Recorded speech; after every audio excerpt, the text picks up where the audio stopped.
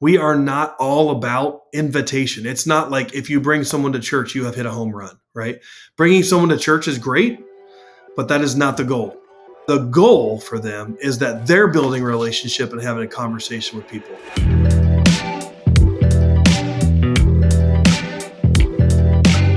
Well, hey everyone, welcome to the Intentional Churches podcast. My name is Aaron Johnston, and I'm here with my good friend Doug Parks, and we've also got our friend Chris VandeLinde here with us. Chris, how are you? Tell us who you are, what you're up to, where you come from.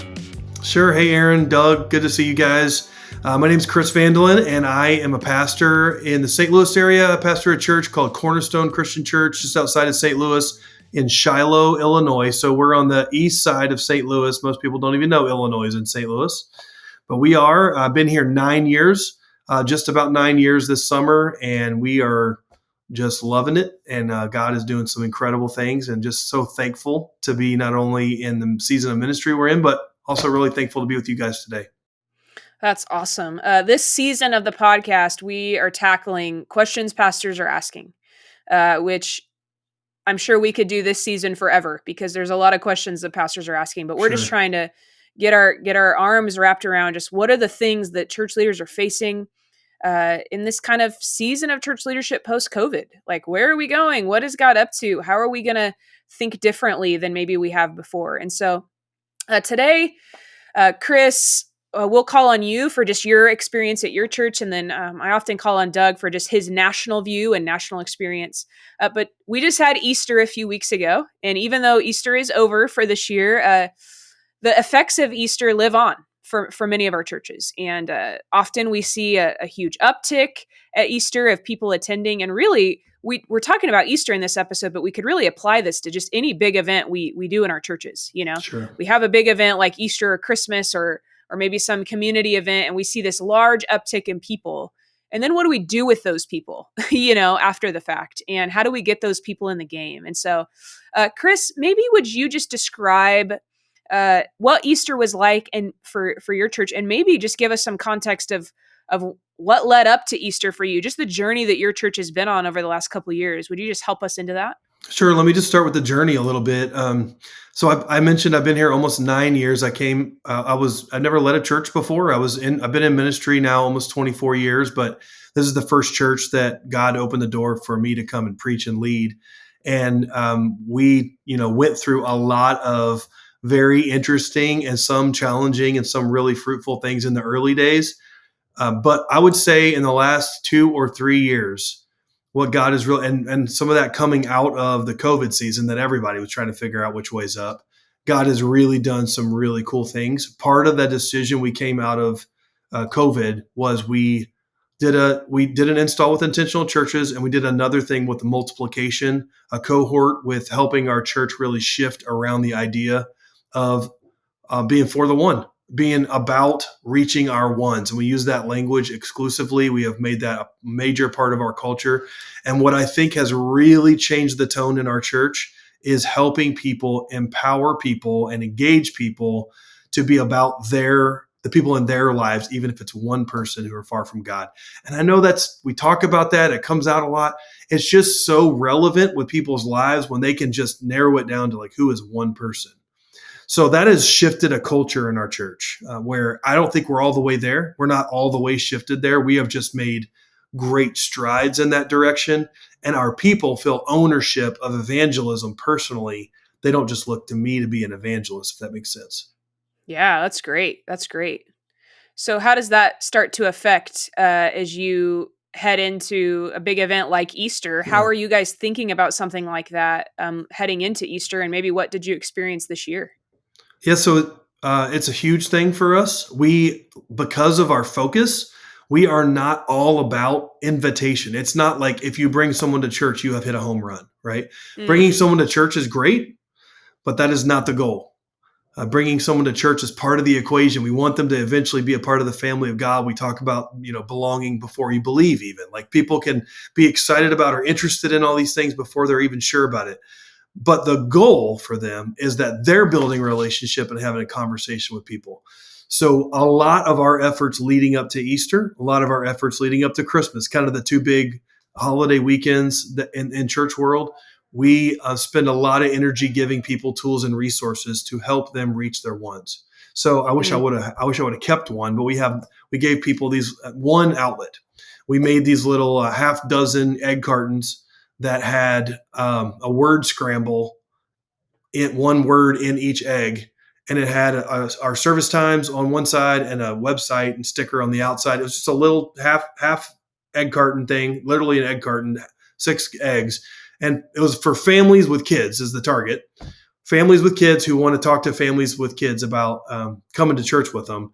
Well, you can't have that kind of an invite very easily if you don't already have a relationship. So these are families, like if you're praying for your neighbors or you're praying for ones, they take it to them, and the little word scramble said something like, "I'll save you a seat at church," or "Come with me to Easter." I can't remember what the phrase was. It wasn't complicated, but a number of people use those. They go, "Hey, we've been talking, this is a really great time, this time of year." We tell our people all the time, Easter is 8 out of 10 people say that they'll say yes to an invite to church on Easter. Invite's not the end game. Invite is one of the equations. And then hopefully you can go to lunch and have them over for Easter dinner, or you can, have a further conversation where you're continuing to share your faith in what God's doing. And then they see your family of faith and are like, there's something to this. So a lot of our prayer, we did a 21-day prayer event leading up to Easter. Our church went on a journey to do 21 days of prayer. We have a devotion in the morning that we emailed out every day. Easter was the last day. The whole entire thing is focused on ones. How are we praying for God because these seasons, they get elevated a little bit culturally. We didn't elevate the timing of Easter. Easter's on the calendar. We elevate the empty tomb. So we help people be prayerful about their ones leading up to a big event like that, which gives them ownership. And then the end game of that is that we have an incredible, experience, and we try to do an excellent job with what we do on campus. But it's not all about that, if that makes sense. Yeah, what I hear you saying is, even though there's like an organizational or an institutional thing to invite someone to, which is the Easter gathering, the service that you're producing on your campus, really your focus is what Doug says all the time: personal relational evangelism, reminding every person that Easter it's personal. It's not just an event that an institution puts on, but it is personal, and that every person has influence or reach in their with their ones, with the people that they see in the places that they go.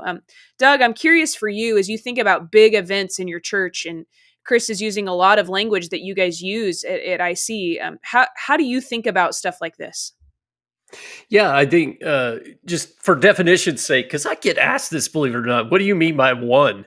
Yeah. And so we'll use interchangeably one or one life in a lot of our stuff that we do. And it's taken from Luke 15 in the story of the one sheep and the 99. The big events and times like Easter in the culture already is a subcurrent of wonder, questioning, some probably shame and guilt in people that are ones. And so it's already provided, like Chris is talking about, the calendar is already providing a very natural place where people are at least thinking about it, about Jesus and about church and what place should that be playing in my life. So what I love about what Chris and his team have done is we use these two words a lot: mobilizing and activating, and really bringing on the front end of that one awareness. And I love the tools, the practical tools he's bringing, because it's making it fun for the 99 of the church, for church people. But just by doing 21 days of prayer, emphasizing ones, you're raising awareness in people, which then brings intentionality, not shame and guilt. It brings intentionality when I have awareness. Oh, there's ones around me everywhere. And then how do I engage them on a relational level? So all the things Chris is talking about would be spot on with what we would be calling a church to, is getting one awareness and then mobilizing and activating our people to actually take action. Like you say, Aaron, not sitting on your butt relationally when you know there's people far from God all around you all the time. Yeah, that's so good.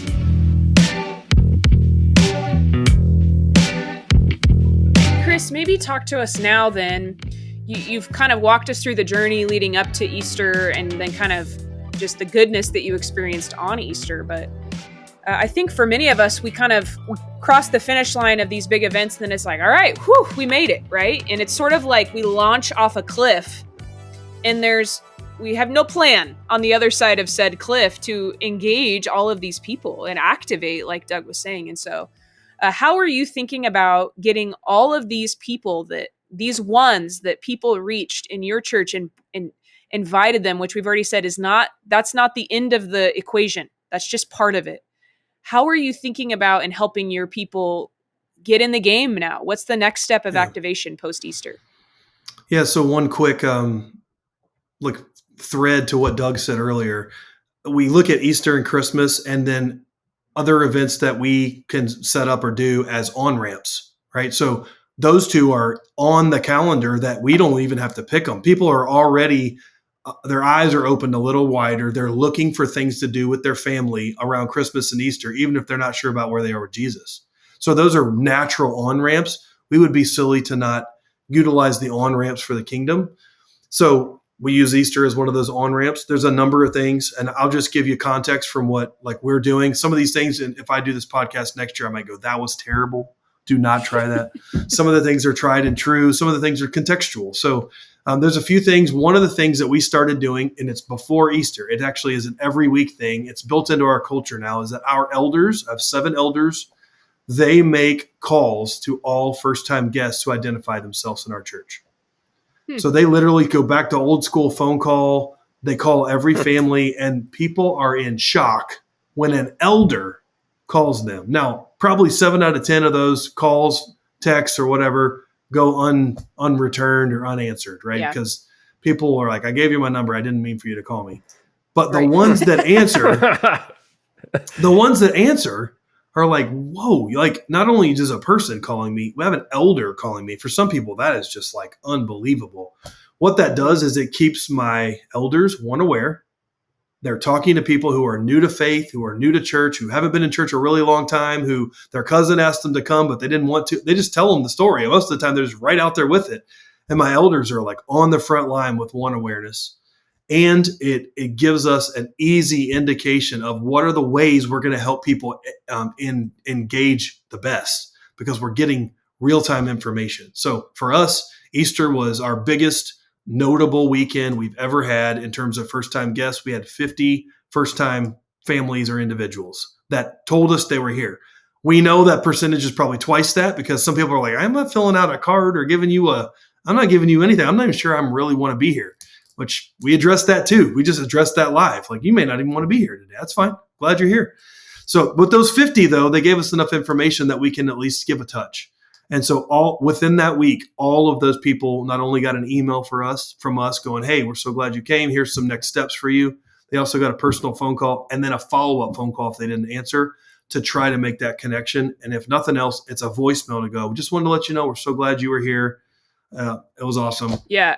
Chris, I just want to point out how important that is, because if relational evangelism is the way, if everyone living Matthew 28 is the way forward, we can not only rely on email funnels to reach people and engage them in our churches. And so I just love the personal nature. Email funnels serve a purpose. We use email funnels. It sounds like you guys use email funnels. Sure. They serve a purpose, and they cannot be the only interaction people have with our church. And so I just cannot stress enough. Doug, do you have something to add to that? I was going to say, Aaron, Chris is on to it. It's kind of old school, and more as I age, I'm going more old school. Sure. Like I'm even thinking about, but there was research done around like the importance of relational connections for one in their early journey to Jesus.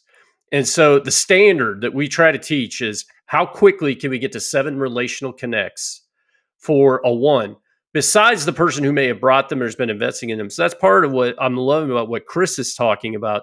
He's finding creative ways to, again, this word I keep using, to dynamically, like a one has a relationship with maybe a couple of our congregates, but now an elder is calling in, but the elder is now having to wrestle with, I'm going to assume every once in a while somebody picks up the phone and it's like emotional nuclear bomb going off because somebody needs a lot of help. They're in crisis True. or something else. And so we're building these bridges relationally. So that target of how do we as quickly as possible get our 1s to 7 relational connects to other Jesus followers should be a target for all of our listeners out there. Yeah, and I would say, it's going to be hard for us. This is where we are right now. If we average 50 to 75 first-time guests every weekend, probably 7 elders aren't going to be able, like, that's not a functional model for every size of church. I do think that some version of that is what we'll always do. We're always going to keep an immediate, quick first touch. And we have currently, like, our model is one of our elders, his main elder job is to make sure all the other elders call people. That's his main job.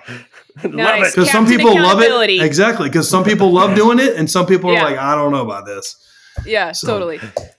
Chris, you said you had a few other things. So walk us into the other things you guys are doing. Yeah, so there's a few simple calendaring things, like our Discover kind of onboarding. We do that 2 weeks after Easter, 2 weeks after Christmas. So we go, hey, you came today, and 2 Sundays we have this thing. And again, kind of old school, we have like an in-person, come eat lunch and sit with a few pastors and go through our 2-hour everything about who we are. And by the way, if you want to join, this is available to you now too. And what we have off of that are on-ramps, or I guess kind of off-ramps, to go, if you need to talk to somebody about baptism, if you want to get involved in serving, if you want to get involved in a group, we literally have all these checkpoints, and then we have people that are following up on that.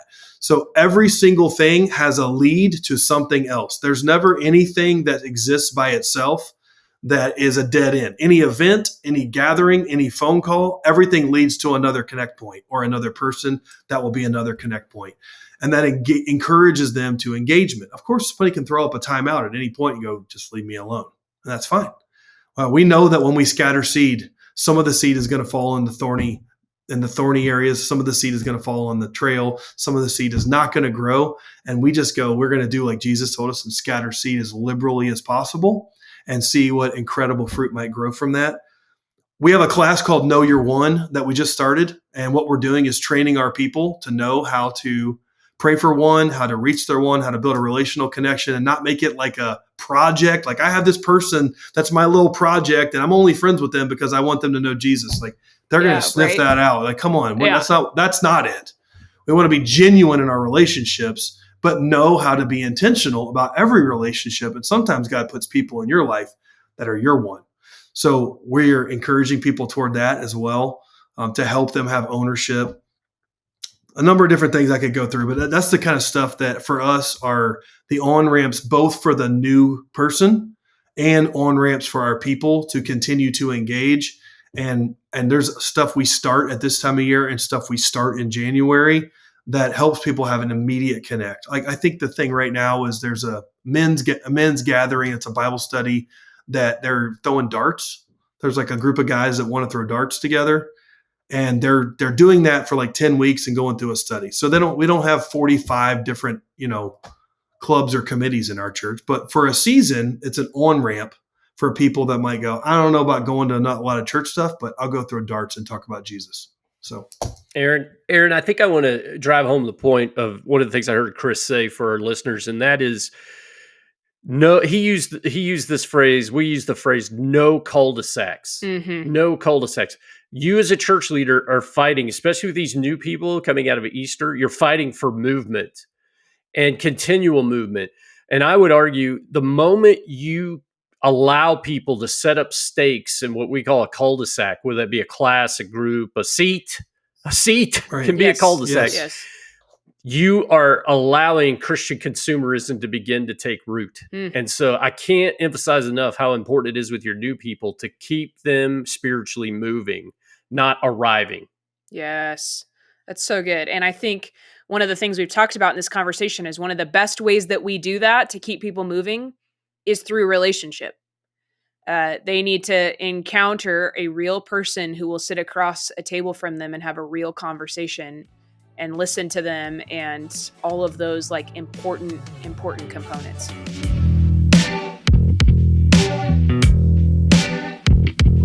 One of the things I think is so important that I think God has just helped us, at least in our context, come to understand better is the tension or the relationship between the big church, like our organization of church, the family of God, the body of Christ, which definitely matters. We're not unplugging everything about an institution as we try to be relational. And then the personal relational touch. Both matter. Both are important. I could go through the illustrations of when a kid comes over for dinner at my house with one of my kids. The relationship with my kid matters, but so does the encounter they have with the rest of us, even though they didn't come to hang out with us. They came to hang out with my son or my daughter, right? So, but we're giving them an experience with a family that they may never have. They might go, I didn't know families were like this. I want to go back over to so-and-so's house. That's what we're wanting to do with our gatherings and all of the sort of, if you want to call it, institutional things that we're doing.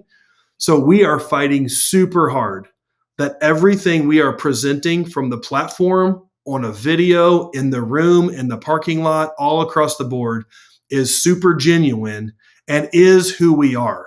So if you came to Easter at our church, there are a few things that were different. We gave out more donuts, we had more golf carts, and we had more plants than we normally do. That's about it. Everything else is like, if you came back next week, you're going to have a really excellent music. You're going to have a really clear gospel message.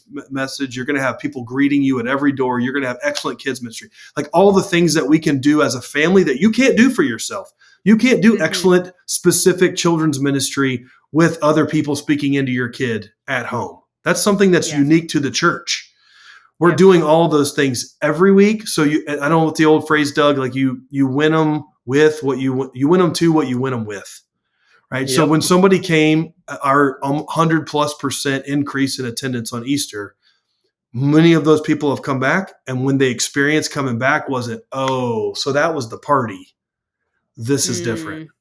No, they're experiencing the same church in many ways. They knew that it was a birthday in a sense, like we put up some balloons or whatever, but it was also the same genuine family recognizing real things. So I just think that's such a critical point in relational evangelism when you look at it from the lens of the church.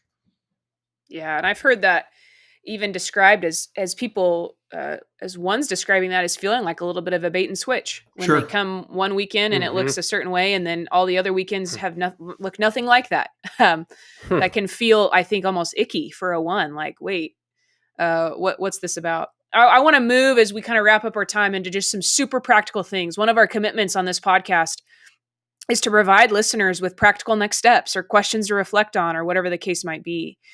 Because we're all trying to, I don't think anyone listening to this podcast woke up this morning and thought, I don't want people in my church to make disciples. I don't want people in my church to be activated. Of course we want that. And so, Chris, for you, from your perspective, your experience, the journey your church has been on, if you could give a church leader just one or two practical next steps that they should take as they're thinking about coming out of Easter, or really any big event, what would you tell one of our listeners? The first thing that comes to mind that we haven't totally covered is helping your people have early entrance opportunities to serve. So with Easter for us was a big time where we just opened up a million ways for our church to engage in serving, because then they're not just inviting somebody to come sit in church with them. They're like, I am handing out donuts. I am working in the cafe. I am literally driving around a golf cart. So giving people coming out of that easy entry points that might be one-offs or short-term engagement opportunities that their ones can also be part of. So we're not telling them week one, hey, would you sign up for our children's ministry? And by the way, you never graduate, ever. No, we're encouraging them to say, hey, we have something coming up soon that we would like to also, this is kind of the no cul-de-sacs, but like helping people in your church even have those early entry point engagement that they can also do alongside somebody that they're praying for, right? That has just been a huge part for us. That's the first thing that comes to mind for me. That's I think, great. Pretty practical. Yeah. Doug, anything you would add? Yeah, I would say that I've been saying this regularly since COVID. Think like a church planner. Right now, when you come out of a big event, you come out of Easter, think like a church planner, not a programmatic entity. And what I mean by think like a church planter at their first gathering, their first big event or weekend service, their engagement pathway, how they're going to connect new people and ones into the church and to each other, they're going to be very relational. So you're fighting for, a church planner fights for as many coffees, lunches, phone calls they can get in that first 24, 48, 72 hours after the big event. And then, like Chris said, I'm a big fan. Church planters give people jobs. And so if you can get a relational connects through outside of big events and get them in a job and maybe break your mindset around your traditional growth track or purpose driven baseball diamond or whatever you do for your thing, to out of big events like Easter, Christmas, and other things, like guerrilla warfare, church planter would be my emphatic emphasis. Like, how do we do that? And Aaron, before we close, I did want to say one thing, because there are church leaders that are listening who did not experience this kind of growth at Easter or this. And I want them to realize a couple things. Number one, if you were listening, Chris talked about this is the accumulation over strategies that implemented over a long course of time that led to this outcome, not a silver bullet. It was like the 20-mile march that Jim Collins talks about. And so if you did not experience this kind of growth at Easter, I would say start smaller. Just get a handful core of your church for the next big holiday, big event, Easter, Christmas, whatever it may be, Mother's Day. Get a core of 5 to 10 who you've instilled this one awareness, mobilization, and get them investing in relationship. That would be a very basic starting point. And know that if you do it, you can experience explosive stuff like what Chris is talking about happened at Cornerstone, which isn't because of the organization. It's because of courageous leadership that said, we're going to get back to fundamentals and basics, basic blocking and tackling of Great Commission work, and empower the church to be the church. And I'm just so proud of these guys and what they did. And I know there's just a lot of churches out there that have experienced the same thing. So that would be it.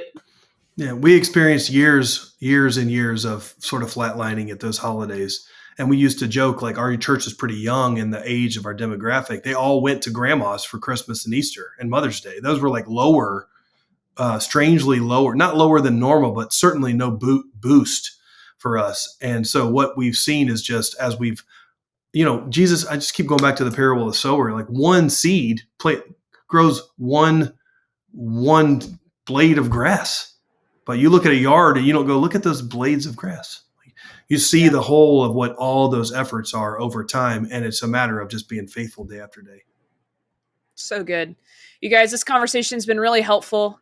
I think it's important to remember that any big event in our churches is really personal. It should be personal for every person in our church, that they have direct influence and impact on the people in their lives, and encouraging all of our people to be reaching the people in their lives, and then having no cul-de-sacs, no dead ends, but just immediate places for people to take action post Easter or any big event. So, Chris, thanks for hanging out with us today. Doug, great to be with you as always. And thanks for listening to the Intentional Churches podcast.